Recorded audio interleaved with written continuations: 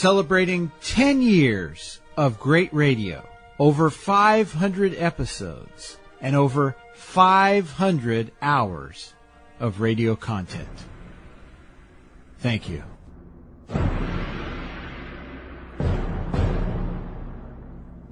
Welcome back to the Bruce Collins Show. We're very glad to have you join us. Tonight we're going to be talking about probably one of the most bombshell interviews we've ever conducted here on the Bruce Collins Show. It surrounds the case of the abduction and murder of Adam Walsh. Our guest is Willis Morgan, and he's the author of the explosive new book, Frustrated Witness. And before you brush off his finding, I would invite you to take a look at the circumstantial evidence. The Bruce Collins Show airs every Thursday night at 10 p.m. right here at WWPR 1490 AM. You can also listen to the Bruce Collins Show on Friday nights at 10 p.m. Eastern at ipbn-fm.com. That's ipbn-fm.com. We would appreciate it if you're able to spread the word for our show by word of mouth, social media, or in whatever creative way you can. Also, we have a Facebook page for the Bruce Collins Show. Please like us there. And you can email the show at bruce_collins_show at AOL.com. The Bruce Collins Show also has a YouTube channel. Visit YouTube, search for the Bruce Collins Show channel, subscribe, and catch all the latest shows on YouTube. And now, without further ado, we're going to take a look at the Adam Walsh case in ways you have never looked at it before.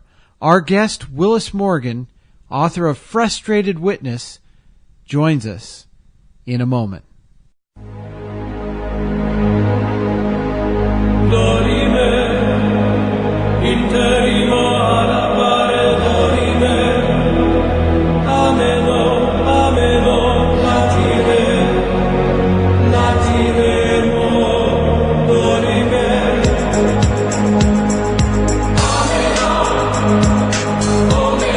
And joining me this week is Willis Morgan. Willis Morgan is the author of Frustrated Witness.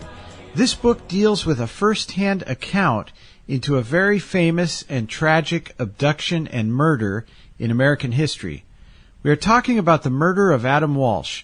Adam Walsh was the son of John Walsh, a man who was so profoundly changed by this horrific event that he went on to host America's Most Wanted on the Fox network. Again, the book is Frustrated Witness, the story of the Adam Walsh case and police misconduct by Willis Morgan. Willis Morgan, welcome to the Bruce Collins Show. Well, thank you, Bruce. Now, I want to slowly unveil this story to our listeners. Can you tell us a little bit about yourself, Willis Morgan, before this event happened? Right. Okay. I was born in Long Island, New York, Port Jefferson. I grew up in Suffolk County, New York, mostly in Bellport, New York, a small town. And after I graduated from high school, I went to Suffolk County Community College for a short time, and then I joined the United States Air Force. When I was discharged from the Air Force, I had eventually moved down to Miami, Florida. In 1972, I started working at the Miami Herald. I became a supervisor in the pressroom in 1977. And in 1981, I was on my day off. We worked a 4-day work week back then, so I had 3 days off. And on Monday, my middle day off, I was off on Sunday, Monday, and Tuesday. I went to the Hollywood Mall. My intention was to go to Walden's bookstore and to the German deli to have lunch. Mm-hmm. But I stopped off in Radio Shack, and I had an incident in Radio Shack that was so bizarre that I never really had lunch. I never made it to lunch. Yeah. Now, speaking about the city of Hollywood, Florida, how big is this city? What is this city like? Okay. Hollywood is between Miami and Fort Lauderdale, nearly halfway, a little closer to Fort Lauderdale. Now the population is about 150. Back in 1981, I believe the population was around 120. Okay. 120,000, that is. Mm-hmm. And this is way off subject, but I used to do a little printing Were those Heidelberg presses you were using at the Miami Herald? Actually, we had Goss. Okay. But, that newspaper's completely changed since then, since I left. I've been gone over 20 years, and I believe they have Harris offset presses. They may not even, I'm not even sure. I know they were thinking about getting Harris, but they tore that building down, they moved, they sold the property, and now they're in Doral, and I believe they've out of 11 presses that we had, they only took 3 of them with them to the new plant. Again, you went to the Hollywood Mall on the day of Adam Walsh's abduction. What did you experience that day? Okay, I was in Radio Shack, and they had a red tag sale on a table with a lot of different items, and I was picking up items and looking at them. And in my peripheral vision, I noticed somebody standing in the entrance of Radio Shack just staring at me. So I looked up, and I saw this young, I say young because I was 34 at the time, this gentleman was in his early 20s. Later I would find out he was 21 at that time. And he just kept standing there staring at me. So I broke eye contact thinking that he would just go away, but he didn't. He came into the Radio Shack and walked up to me, and he tried to start some small talk with me, and I was uninterested, and that's when it became very bizarre. So bizarre that when he finally stomped out of Radio Shack, I knew right away somebody is in trouble. Mm-hmm. So it would be fair to say that you felt threatened then? I did. Oh, absolutely. I had no idea what this guy was up to, and I didn't know if he had a knife or a gun, but he was acting so bizarre. I had no idea who this guy was, what he was up to, or, and I was quite nervous. Mm-hmm. I admit it, with him standing over me with this dead dull look. It was that look he had in his eyes. It was completely bizarre. And then, along with that dead dull look, he had a smile on his face that didn't match that look in his eyes. Mm-hmm. So, it was just strange, and I just kept thinking, oh, he's going to go up to somebody else for sure, because he didn't leave me quietly or easily. It was intense. And when he finally stomped off, I'm thinking, whoa, somebody's going to be in trouble, you know? So I was watching him, and I watched him walk into Sears, and I watched him walk into the toy department. But my thinking at the time was he didn't come back out of the toy department, and if he did, he would come back my way. And I didn't want another encounter with this guy. Mm-hmm. So I just went ahead and left. And it was that evening I heard that there was an abduction in that toy department. My first thought when I heard this on the news was that guy did it. He actually did it. Those are the exact words I remember thinking. Mm-hmm. Now, would you say he was inebriated or just angry? Both. Uh-huh. Both. Yeah, he was inebriated and it's hard to say if he was angry or just so bizarre, but definitely the way he stomped out, he was angry that I didn't respond to him, for sure. And do you remember how he was dressed? The thing is, when he made the news and I saw this guy like 10 years later, I remember thinking that he had a yellow shirt on, then I keep thinking green. I know another witness said a green jacket, and different witnesses say different colors of the shirt. But what I remember is the look in his eyes. That's what I remember the most. But back then I remember him wearing jeans, white sneakers, and I thought at the time it was a yellow shirt, but I believe it could have also been green. Another witness said it was a green army jacket. And the more I think about it, I'm kind of inclined to agree with that witness that he did have a green army jacket on. Years ago, my stepfather and I, he's passed away since, but we were at a mall, and we were in the center area of the mall, which is kind of an open area. I had just bought him a Gloria Jeans coffee, which I don't even know if Gloria Jeans is in business anymore. And we were sitting there on one of the benches, and at these malls, they put trees in the middle part, so it makes you think you're outside even though you're inside the mall. I guess it's sort of like putting fruit flavor on candy. But we were in this mall, and I saw a little boy walking by, kind of looking at the different shops, and he was by himself. It wasn't but 30 seconds later that a man passed by my stepfather and I got the weirdest vibe about this guy because he was keeping pace with this little boy. And he was pretending to be window shopping, and I told my stepfather, I said, we've got to watch this guy. I don't know where this kid's parents are, but I think there's something really bad going on. It just was an internal feeling as well as observing what was going on. And fortunately, it never came to anything because the mother showed up and the man kind of faded away. But I really felt like there was something going on there. So your story really resonates, and I think I think it's also a warning that parents need to really be careful with their children when they're out at these public places, especially a mall, because I almost think that's a pretty probably popular target for these types of abductions. Right. And, back in 1981, I don't know when this incident you're talking about was, but back in 1981, it was common for kids to be on their own and parents to leave the kids in toy departments and, shop and then come back for them. Adam wasn't the only one in this case where that happened. We had another case 2 weeks before Adam. On another Monday, 2 weeks before Adam was abducted on July 27th, 1981. On July 13th, 1981, in the Twin City Mall in Riviera Beach, Florida. That's a bedroom community just north of West Palm Beach. There was a Sears in a mall, the Anchor store, and he was in that toy department. Mm-hmm. And he tried to abduct a kid. Only thing is, this kid was 10 years old. Unlike Adam, who was 6, this kid managed to get away. They went to the clothing department and begged some people for help, and they made it composites. And it's a spitting image of the Hollywood Mall composite. Now, at what point, this incident at the Sears at the mall you're at the Hollywood Mall, at what point did you go to the police? Oh, after I heard about it on TV. Mm-hmm. That same exact evening.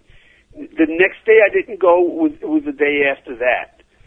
I almost wasn't going to go until I started telling friends about it, and they encouraged me to go to the police department. I'm not very fond of police departments sometimes. They can get pretty rough. Yeah. So I wasn't very quick to respond, but I did go the day after. Okay. So how did you make the connection to the person you now believe did it? And also, I understand there's a story behind taking a composite from the Miami Herald to the police, and also regarding a clone crime at another Sears. Can you talk about all of that? Yes.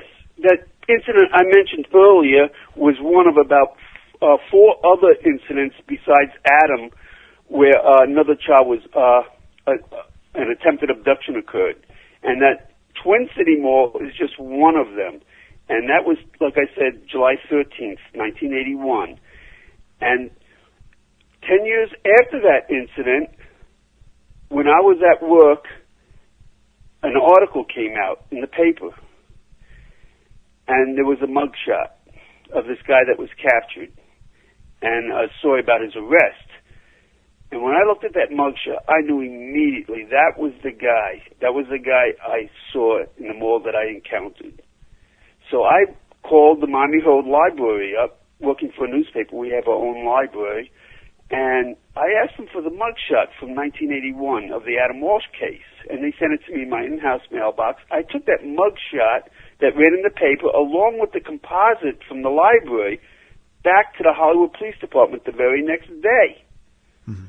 And when I showed them that they matched and explained to them that this is the guy that I had an encounter with, their jaws dropped because they knew something I didn't know.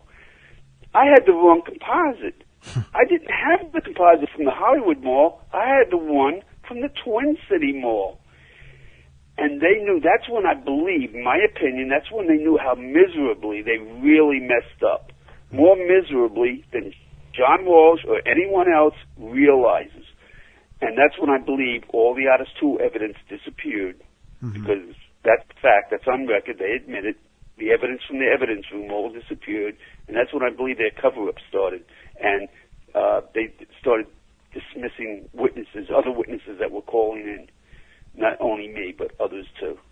Yeah, so you're making a connection here that there was a person in that area apparently who was serial abducting or at least trying to abduct children in general. And one of the people in your book, one of the witnesses is Ginger Seaton. And you actually offered her and others to come forward on this program to talk about their experiences, because they also believe that the person that they experienced was the same person that you're talking about. Ginger, of course, her son was the attempted abduction at the Twin Cities Mall, and she believes it is the same person. So I'm going to cut to the chase. The big question is, who do you say committed this crime? Well, it was the guy I saw in the newspaper. I knew right away. And at the time I read that article, I didn't even know he ever was in Florida. This article was about some horrific crimes that happened in an apartment in Milwaukee, where Jeffrey Dahmer had murdered 17 people in his apartment and dismembered them. And as I read this article, I was like just flabbergasted that this is the guy and this is what he's doing. Jeffrey Dahmer, and Jeffrey Dahmer did in fact live in Hollywood. And so talk about that. He was working at Sunshine Subs. Can you talk about his work record? And I understand from your book, he actually found a body near the dumpster at Sunshine Subs? Yes, there's a police report, and you can go to my website, justiceforadam.com, and you can see the entire 4-page police report there. In my book, Frustrated Witness, I have 2 pages of that report that you can read. The date on that report is July 7th, 1981. That's 20 days before Adam was abducted. Now, the guy that hired Jeffrey Dahmer, his name is Ken Halbert, he said about 10 days after he hired Jeffrey Dahmer that Jeff was taking the garbage out as a busboy at the end of the shift around 5 p.m., and when he came back in a very matter-of-fact tone, said, "Hey, Ken, there's a dead man by your dumpster." So Ken went out to check. Sure enough, there's a dead guy there, so he called the police. The police came, and they wanted to know who found the body. He said, "My busboy." So he said, "Well, get him out here. We need to talk to him." That's how Jeff got his name all over this police report. When I was reading this, in the police report, it said the man only had one shoe on. So because Dahmer said that the man's name went by the name of Bobby, he was living in the meter room, and he was a derelict, and he said he wasn't feeling well lately, I decided to go into the meter room because in the police report it said that's where the police found the other shoe when they looked.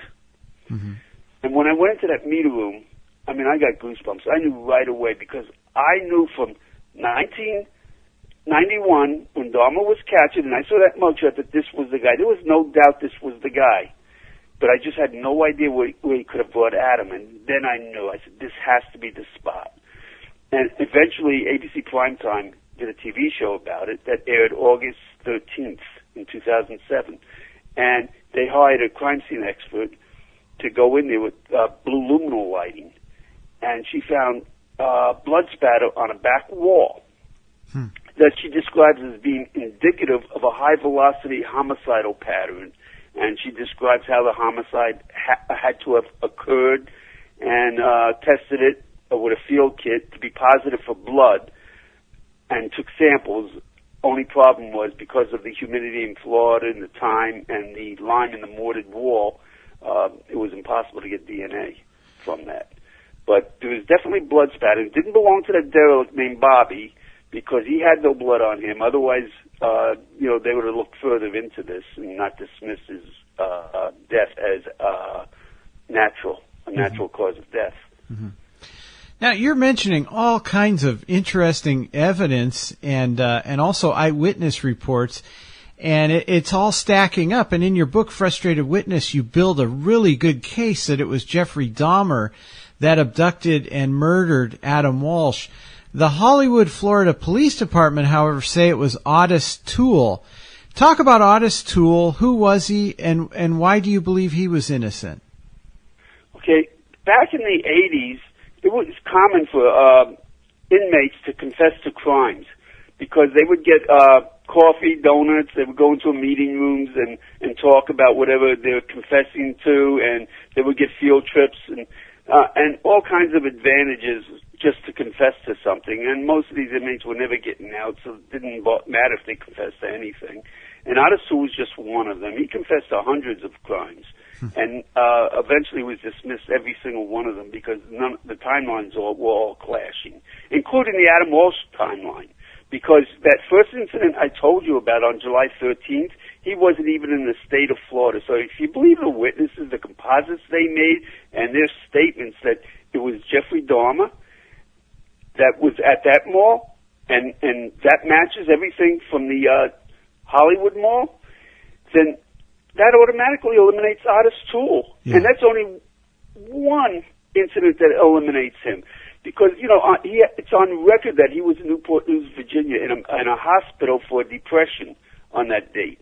And he didn't arrive back in the state of Florida, and when he did arrive back, it was in Jacksonville, over 300 miles away, until July 25th, a day and a half actually, before Adam was abducted. And he arrived back in Jacksonville penniless, jobless, hungry, and he finally ended up working his way back to his old job where they hired him back. He could never have been in Hollywood when he's in Newport News, Virginia. Right. Absolutely not. In a general sense, what is the track record for the Hollywood Police Department with solving violent crimes? Well, not very good. I mean, because they have a bad habit of messing up and then covering up instead of fessing up when they make mistakes. They never fess up, And there's been so much corruption. They have a history of corruption. In fact, even the FBI had to do a sting operation on this police department, and they netted 4 corrupt detectives and police officers, and they arrested them, tried them, and convicted them, and put them in prison for long-term prison terms. Mm-hmm. So they don't have a very good track record. And all the original detectives, I want to say, had dismissed Otis Toole just months after they, made him a suspect. They had dismissed him. And the only detective that says it's Otis Toole now is this one detective. His name is Detective Joe Matthews. Now, Joe Matthews was involved in the Adam Walsh case right since its inception.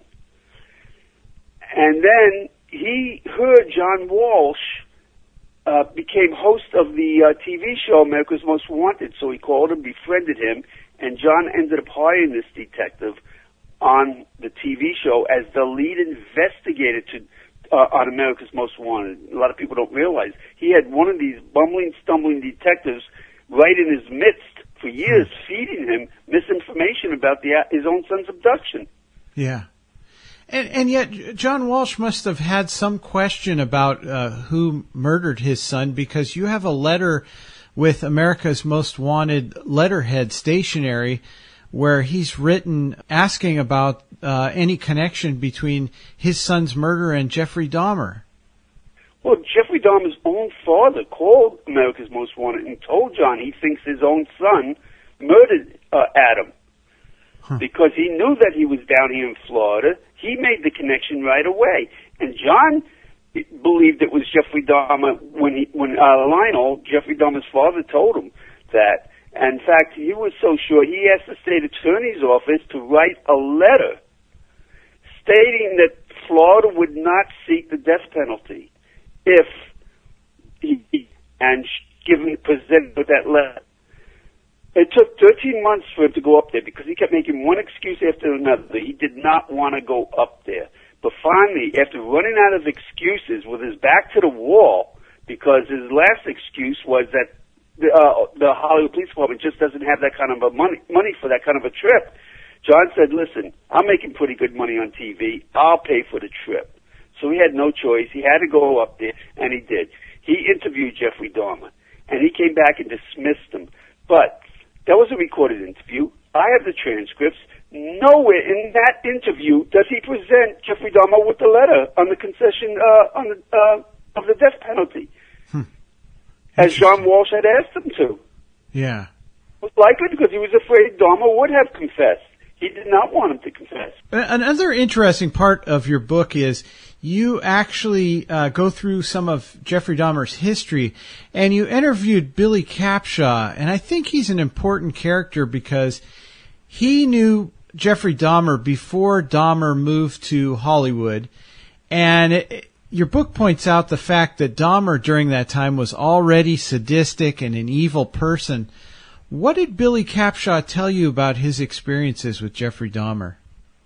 Okay, when Jeffrey Dahmer first went to Baumholder, Germany, he was in room number 103. There were two rooms, 103 and 104. These were the medic rooms for all the medics on that base. There were like 21 of them, but only a handful of them lived actually on the base. Many of them lived off base. And in room 103, when it was where he was first rooming, the soldiers in that room couldn't get along with him because he was constantly drunk and making noise, so they shipped him to room 104.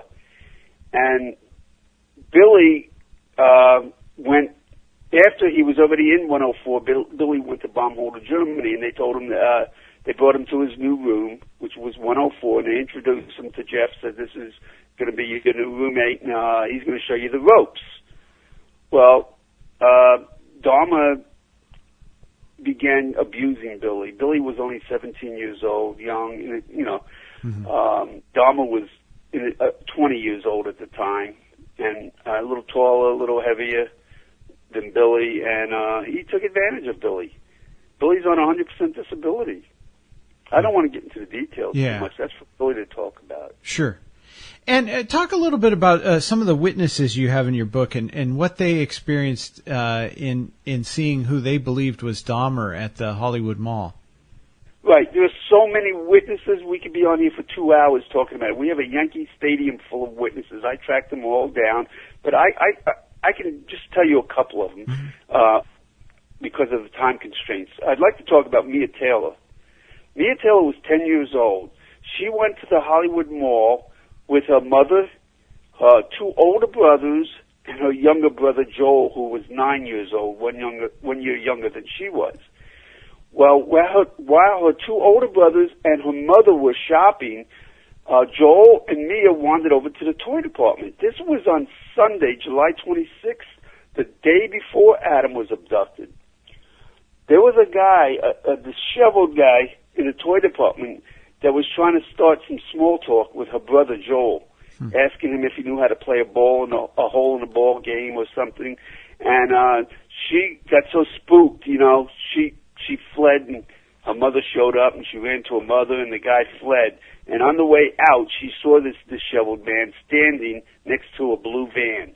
So she's also another blue van witness as well. Yeah. The very next day, they happened to go back to the same mall, 10 a.m., because her father used to like to come into the city to go to the Hallandale dog track, the Hollywood dog track, and the Gulfstream racetrack to gamble, and then he would pick his family up afternoon time. And that second day, which was July 27th now, the same day Adam was abducted, she saw that same disheveled man in the toy department. And she actually saw him talking to Adam, taking Adam by the hand, and leaving with him. And Joel, before Dahmer left with him, Joel asked his mother if he could stay a little longer and play with his friend. And Joel's mother said, no, his dad is here now. And Mia Taylor said that it was Jeffrey Dahmer. He was standing over Adam, and Adam looked confused and scared. He didn't say anything, and he finally took Adam by the fingertips and walked out with him. So she also is an Adam Walsh witness that saw Adam actually being abducted. Now, like I said, I myself didn't actually see the abduction, because had I seen it, I would have known better. Had I stayed a little longer, went into the toy department, I would have known better, because like Joel's mother, she thought it was his dad. I would have known better, because that's why I followed him. That's why I was watching him. Another witness thought it was his older brother, Adam's older brother. Another witness thought maybe that's a stepfather, because Adam was protesting as Dahmer picked him up and carried him across the threshold out of the Garden Center West exit. And Philip Lure turned around, started watching this, couldn't believe what he was seeing, because he had a son the same age, and he was thinking that, he wouldn't manhandle his own son that way. And Adam was screaming, "You're not my daddy! You're not my daddy!" So he thought about intercepting this, but then he started thinking, well, maybe that's just a rambunctious kid that doesn't want to leave the toy department. That's his stepfather, because the kid's screaming, "You're not my daddy." Mm-hmm. So he went to pay his bill, and then he started having second thoughts. He ran back outside, and that van that he saw parked by the curb was gone. The guy was gone, and the kid was gone. So that's another witness. Bill Bowen happened to be outside in the parking lot. He saw the guy, who he says is Jeffrey Dahmer also, carry Adam, pick him up by one arm, and toss him into the blue van like a sack of potatoes. And in fact, he thought, boy, that's pretty rough. But he says, and Adam was screaming, I don't want to go, I don't want to go. And he's thinking, maybe that's just an older brother. So, I would have known better. I would have known it wasn't an older brother, it wasn't a stepdad, it wasn't his father. And I could have done something. I've always felt guilty, and that's one of the reasons I wrote the book. Mm-hmm. I figured it's the least I can do is to get Adam a little justice. And you have pictures in your book, a lot of pictures and a lot of documents. This book is Frustrated Witness by Willis Morgan, is well worth your time because there's a lot of information in there. But you also show artist renderings of the eyewitnesses, and these pictures look more like Dahmer than Otis Toole, don't they? Oh, absolutely. Like I said earlier, when I saw that composite from the Twin City Mall, I was thinking, that was from the Hollywood Mall. That's the spitting image of the guy I saw. And I remember thinking that back in 1981 when I saw these composites coming out, one of the reasons I didn't go back to the police department is because I'm thinking, well, at least they have their composite now. That's the same guy I saw, and it didn't look exactly like him because the hair looked a little too neat. He looked more disheveled to me, but I didn't think I could do a better job, so I just let it go. You mentioned a blue van, and we should establish that. Wasn't there a blue van driven by Dahmer when he worked for Sunshine Subs? Yes, and there's other employees and the owner, they all verify that there was definitely a blue van there, as well as other sites. In reference to the Adam Walsh case, there are three sites. One is the Hollywood Mall where he was abducted from. One is the Sunshine Subs where he worked, and there's also another site where the severed head was found on August 10th. And that is like 120 miles north of the Hollywood Mall on the Florida Turnpike. 4 witnesses seen the blue van at that location. Now, when they found the severed head on August 10th, it made the newspaper, all the TV, national news even, on August 11th and August 10th. It was on the news. August 11th, the witnesses started calling in from the Turnpike. One of the witnesses said that I got his phone number from the phone logs in the Hollywood Police Department's own case files. Mm-hmm. And there was just a couple of lines there. So it took me months to find Dennis. His name is Dennis Bubb. And when I found him in Central Florida, I went up there to talk to him, and I asked him, I showed him the phone call from the log, and I asked him if this was his call, and he confirmed it was. And I said, did anybody ever call you back after you made that call? And he said, yes. About an hour after he made the call, somebody called him back. And so when he started telling the detective of what happened that he talked to, he can't remember, he doesn't know who it was, the name of the detective, but he says that detective told him, after he explained to him about the blue van, yeah, we already know about the blue van. It has nothing to do with the Adam Walsh case. And they dismissed him. So I asked him exactly what did he see, and he told me he saw a man with a blue van on the swale area of the Turnpike. The man was down by the canal. He had a white bucket. He saw him actually taking something round out of the bucket and throwing it into the water. This is at 12:30 in the morning on August 7th. That's about 2.5 to 3 days before Adam's severed head was found. And there are other witnesses that have very similar stories at the same location. And I understand you actually had a run-in with the blue van, didn't you? I did, yes. And I don't like to talk about that too much because that was the second time I ran into Jeffrey Dahmer. And when I tell people that, they start having doubts, you know. Mm-hmm. But yes, about 3 weeks after that first incident in the Radio Shack, I was on my way home from work. Now, the Miami Herald is a morning paper, so we're up all night printing it. And I get off of work approximately 5:30 a.m. in the morning, sometimes a little earlier, you know. When we have a good run, we can get off a little earlier even. And I was going home. It was about 5:30 in the morning. And I live on a dead-end street in Hallandale at the time. I'd since moved. And as I was turning onto Bedford Avenue, there was a blue van behind me, I noticed. But I didn't pay any attention to it because I'm thinking, you know, it was a newspaper vehicle because that's about what time they deliver the newspapers. Many times I've gone home and seen the papers being delivered at about that time. So I didn't pay no attention. So I pulled up to my house, parallel parked in front of the house because my boat was in the driveway. And the blue van pulled up alongside me. And the guy rolls his window down. And he starts accusing me of almost hitting him. I had no idea what he was talking about. He was demanding proof of insurance. And as I walked into the house, I told him, I says, almost doesn't count. And I went inside. I went into the bedroom. I started taking my change, my wallet, and everything out of my pockets. And I started wondering if this guy was still out there, because he was pretty authoritative in the conversation he was trying to start up.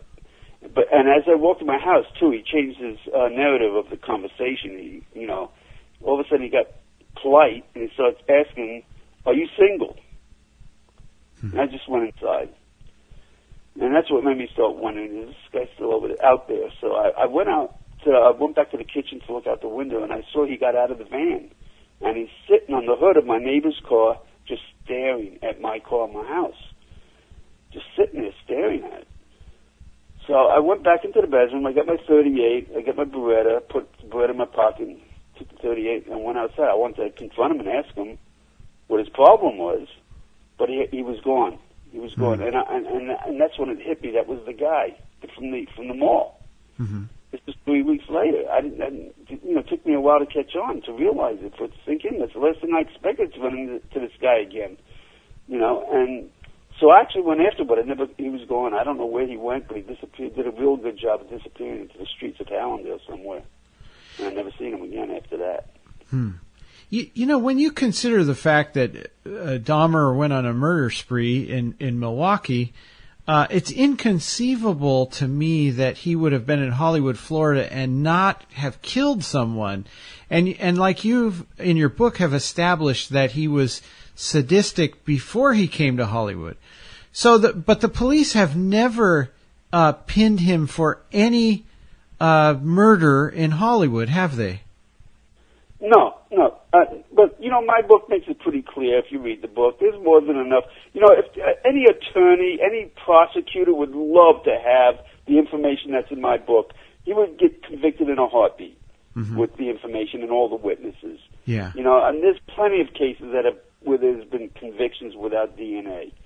You know, if you have enough witnesses and enough information, timelines that all fit, you know, none of the timelines from all the incidents in South Florida, like I told you, of other children that he attempted to abduct, clash. They all fit. Yeah. You know, all the timelines. And like I said, you know, the police, sometimes when they mess up, they never fess up. And that's what's going on. Milwaukee does the same thing. You know, there were other murders in the building where Dahmer lived. And they don't want to make the connections because there could have been riots like Ferguson back then, had the police made the connections, because they gave one kid back to Jeffrey Dahmer, even after the two young 18-year-old girls, black girls, that saw this young boy escape from Dahmer's apartment. He was a 14-year-old Laotian kid. He escaped from Dahmer's apartment. He was walking around like a zombie in the streets, and I mean literally like a zombie, because Dahmer drilled a hole in his head and injected muriatic acid into him, trying to make a zombie out of him. That's one of his experiments he was conducting. And this kid was naked. The police threatened the girls with arrest if they didn't disappear, and handed the boy back to Dahmer. Dahmer immediately killed this kid. And the minority communities were out in huge numbers after Dahmer was captured, and the police were afraid there could be riots. So I believe, my opinion again, that they didn't want to make the connections to other murders, such as Dean Vaughn, who was found in apartment 308, drugged, sodomized, and he was found on his bed with his pants pulled down to his ankles and sodomized. And they asked Dahmer, and Dahmer made like he didn't even know the guy. But as I called other residents from the Oxford building, they tell me that they've seen Dean going into Dahmer's apartment at least once, and they've seen Dahmer going into his apartment. So Dahmer lied to them, and they accept Dahmer's lies. Even in Germany, Dahmer lied many times about Germany. He said he never went anywhere outside of once he went to Landstuhl, and one time he went to Munich to go to Oktoberfest. Well, while they were interviewing him, Sergeant Carlos Cruz called a Milwaukee Police Department and told him about this Thanksgiving dinner where he invited Jeffrey Dahmer with a few other soldiers to his house for Thanksgiving. Mm-hmm. And while they were eating dinner, it got so cold, and there was a blizzard outside. He asked all the soldiers to stay overnight, and they could make their way back to the base in the morning. Well, Dahmer was the only one that wasn't happy with the sleeping arrangement, so he left. And 4 hours later, he returned. He lost his eyeglasses. He had blood spatter on him, and he was completely disheveled and disoriented. And he sat at the table, and they kept asking him, "What happened? Where were you?" And he just said, "I think I did something bad, but I can't talk about it." But the point is, Dahmer denied it. But as they talked to him, Dahmer finally admitted that he did remember going to Thanksgiving, but he'd never left the apartment. And they accepted that. Mm-hmm. Against what other soldiers, it's not just that Carlos Cruz. I talked to Preston Davis, who was also at that house. He says the same thing Carlos Cruz said. And he didn't even know that Carlos Cruz had called the Milwaukee Police Department because he never read the case files from the Milwaukee Jeffrey Dahmer interview. And he said almost the same thing verbatim. That when he came back 4 hours later, the person said his jacket was warm to the touch. So wherever Dahmer went, I don't know. But I did find some records that there were several women that were found murdered in the barracks. And I don't have an exact date for that, but something happened. Yeah. And, no matter what, Dahmer lied. And he was caught many times lying. They asked him if he ever owned a gun. He said no. And then all of a sudden they found a receipt from Don Stryker gun shop where Dahmer's got his signature on a 357 Magnum that he purchased. And they asked Dahmer, "How come you told us you didn't own a gun?" Here's a receipt. He goes, "Well, I didn't think it was relevant. I only use it for target practice." So every time he gets caught in a lie, it's not relevant. So he didn't. That's why he didn't mention it. Yeah. And they buy it because they want to buy it. Yeah, it's mind-boggling to think that if the Hollywood Police Department had done a better job of investigating this, that they would have saved society from all of the horrific crimes in Milwaukee that Jeffrey Dahmer did, and probably other crimes in Hollywood. You carried obviously some guilt for years over this, but you've written a book that I think is very well documented, Frustrated Witness: The Story of the Adam Walsh Case and Police Misconduct, again by Willis Morgan. I have a copy of this book. I highly recommend it. I think it's a great book and an interesting and unsolved piece of history. And I would agree after reading this book that Otis Toole was most likely not the one that was guilty of this crime, and the evidence seems to point to Jeffrey Dahmer. For you personally, given that Jeffrey Dahmer is dead, what do you hope to accomplish from this book, and do you think that the police will ever examine this case again? Well, I don't think they will. They've done such a great job of trying to cover everything up, so why would they want to change that narrative?